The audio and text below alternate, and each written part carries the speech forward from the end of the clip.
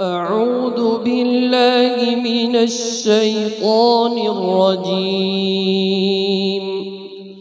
بسم الله الرحمن الرحيم. سبحان الذي أسرى بعبده ليلا من المسجد الحرام إلى المسجد الأقصى الذي باركنا حوله لنريه من آياتنا إنه هو السميع البصير.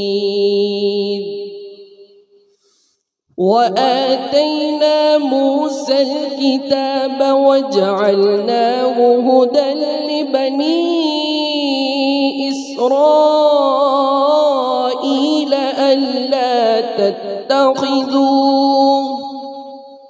ألا تتخذوا من دوني وكيلا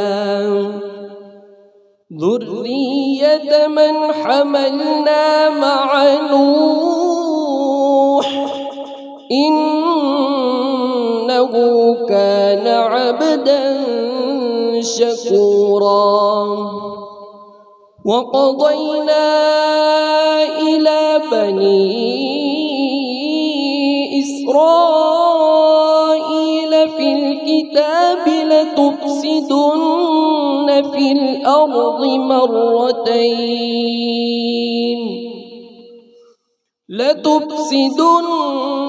الأرض مرتين ولتعلن علوا كبيرا.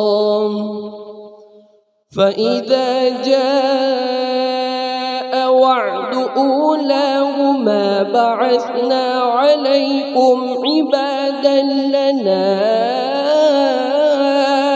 أولي بأس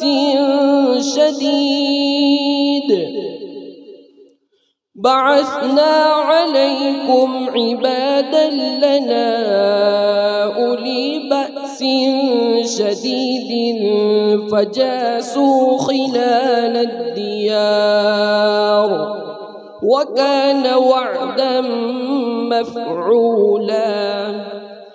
ثم رددنا لكم الكرة عليهم وأمددناكم بأموال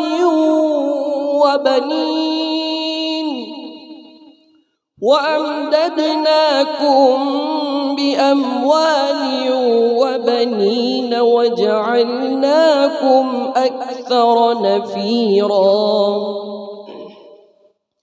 إن أحسنتم لأنفسكم وإن أسأتم فلها. فإذا جاء وعد الآخرة ليسوءوا وجوهكم وليدخلوا